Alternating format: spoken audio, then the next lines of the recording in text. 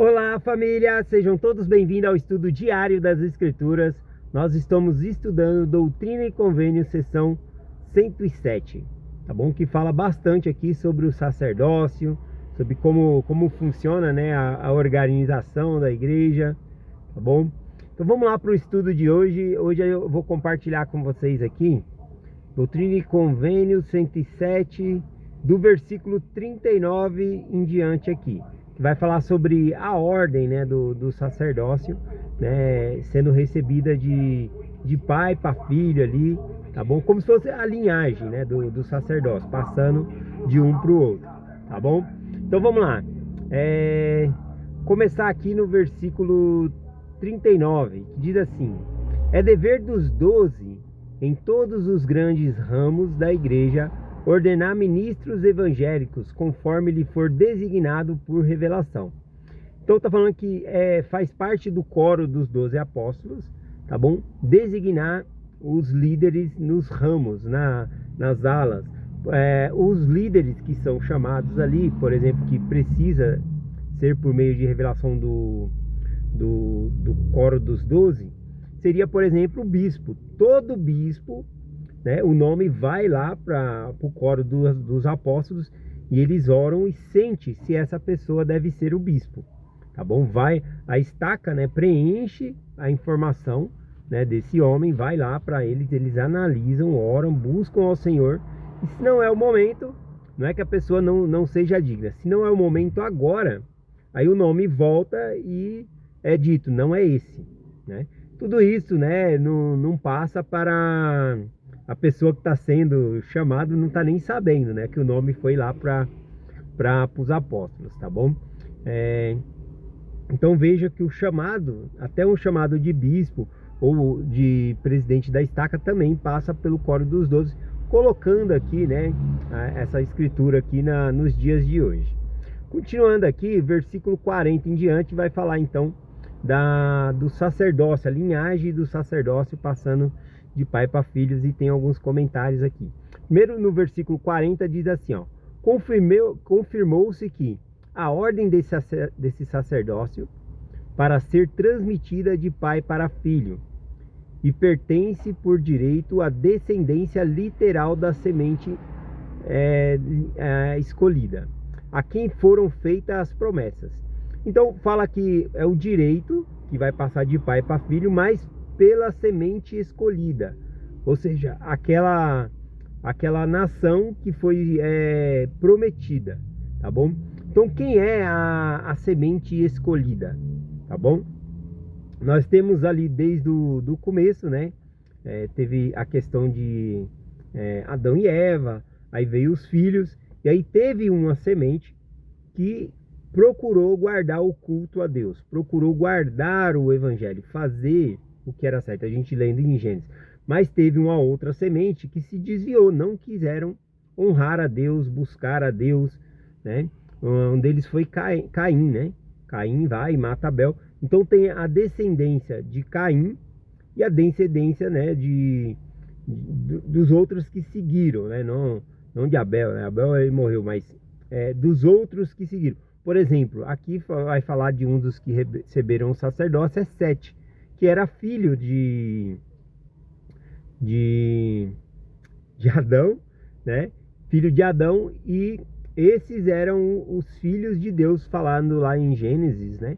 Esses eram os filhos de Deus, e aí tinha os filhos dos homens, fazendo essa diferenciação de quem seguia a Deus e não. E aí então a gente vê a causa lá do dilúvio, né? Falar que os filhos de Deus se misturaram, né, com os filhos dos homens, casando, se dando em casamentos, e aí houve uma mistura, né, um sincretismo ali de pessoas que foram saindo da fé porque estavam associados com pessoas que não acreditavam, que não seguiam a Deus, né? E aí a iniquidade foi aumentando na terra, tá bom? Até chegar ao ponto de ter que haver um dilúvio na terra. Então a gente vê esse tipo de coisa acontecendo. Outra questão aqui da semente, né, da semente escolhida, a gente vê que são os hebreus, que vieram lá de Abraão, né? Começa com Abraão, Deus escolhe Abraão. Abraão era da semente de Sete, né? dos semitas, que era o filho provavelmente o filho mais velho ali de Noé, tá bom? Então aí a semente dos semitas, agora passa um outro termo, né? Os semitas. Não fala mais filhos de Deus, filhos de Deus, filhos dos homens. Então cada época vai mudando ali, né? Então os semitas, ele vem do povo que guardava os mandamentos, ele era dessa linhagem. E aí Abraão, então, ele tinha direito. Porque se você fosse da outra linhagem, você já era fora do evangelho. Pessoas que não conheciam a Deus, que não queriam buscar a Deus e seguiam esse caminho. Então a linhagem para receber o sacerdócio tinha que ser da linhagem do povo que estava guardando a aliança com Deus. Por isso que ele fala aqui que é da promessa, tá bom? Então a gente vê essa linhagem sendo indo entre os hebreus, né, e israelitas, depois com as 12 tribos de Israel lá, passando por Abraão, Isaac e Jacó, tá bom? Aí vem então os israelitas. Então esse é a semente. Essa linhagem, ela tinha direito ao sacerdócio, tá bom? De receber, conforme mencionado aqui, passado de pai para filho. Vamos aqui para o versículo 41 em diante aqui, vendo a forma que era passada. Essa ordem foi instituída nos dias de Adão e transmitida por linhagem da seguinte maneira: de Adão a Sete, que foi ordenado por Adão com a idade de 69 anos, e por ele abençoado 3 anos antes de sua morte, ou seja, antes da morte de Adão. Recebeu-se a promessa de Deus por seu pai, de que sua posteridade seria escolhida do Senhor e preservaria até o fim da terra. Então, da linhagem de Sete aqui, iriam permanecer o povo do convênio do Senhor, tá bom? Conforme eu fui explicando ali. Aí fala aqui um pouquinho mais sobre Sete aqui no versículo 43, né? Porque ele, Sete, foi um homem perfeito em sua semelhança, e era a semelhança expressa de seu pai, tanto que pareciam ser como o pai, que parecia ser como o pai, em todas as coisas, dele, podendo distinguir-se apenas pela idade. Então, Sete, ele era tão parecido com o pai dele, como se fosse gêmeos, né? Mas como Adão ele era o pai de Sete, eles conseguiam distinguir apenas pela idade, de tão parecido que eles eram, né? Então, interessante essa parte aqui. E aqui quando fala que era parecido, é porque Adão também seguiu a Deus. Então, também nesses princípios, ele era igual ao pai dele, né? Por isso que ele recebe a promessa e o sacerdócio aqui. Continuando, diz, versículo 44 em diante. Enos foi ordenado com a idade de 134 anos, pelas mãos de Adão. Deus chamou Cainã do deserto quando ele tinha 40 anos de idade e se encontrou com Adão.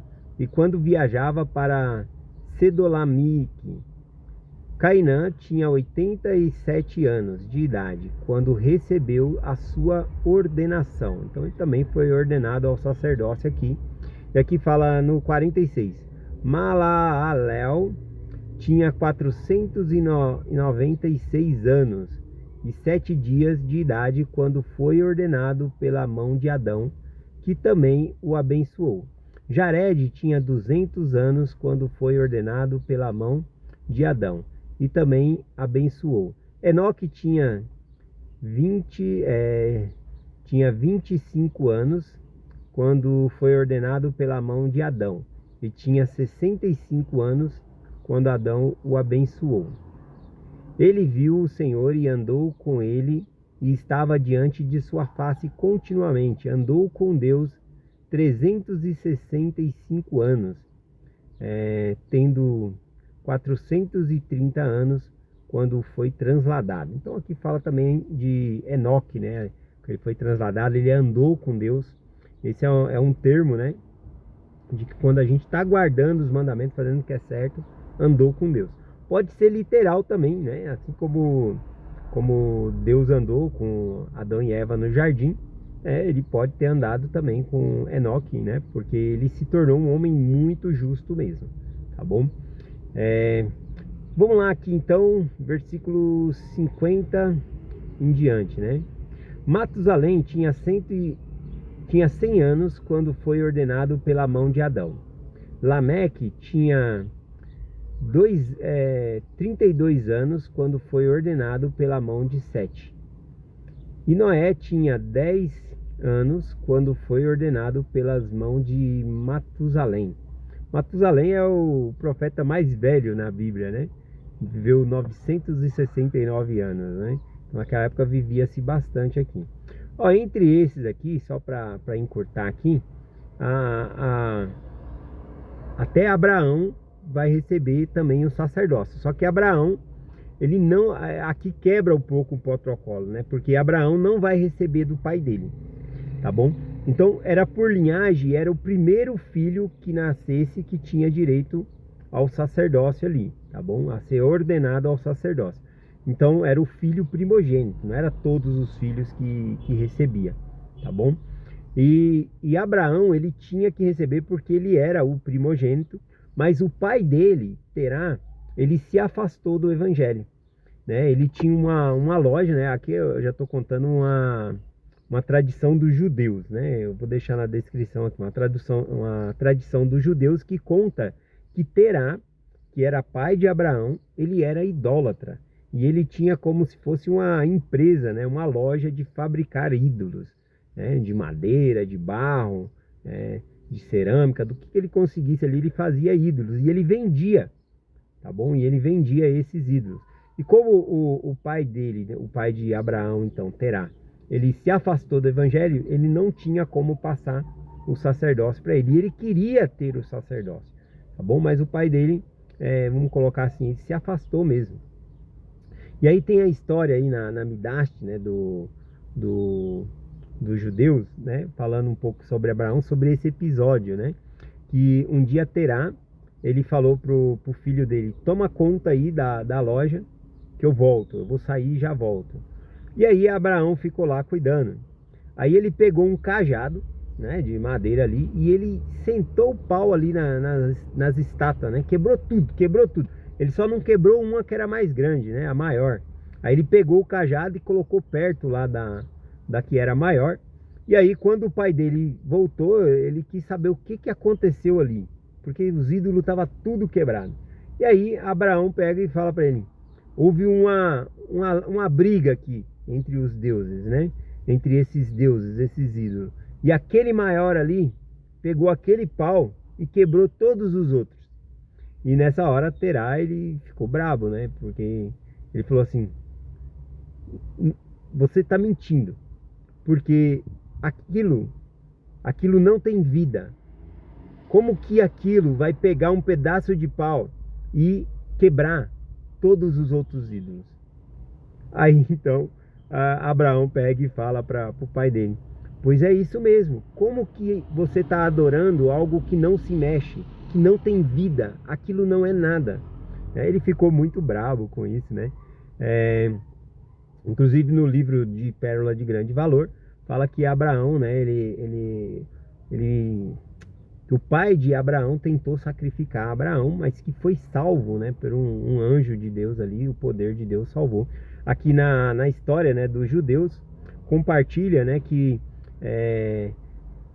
eles tentaram primeiro converter, né, Abraão aos ídolos ali, que ele adorasse a água, mas aí primeiro adorasse o fogo, né? Aí ele falou: eu não posso adorar o fogo porque a água é mais poderosa do que o fogo.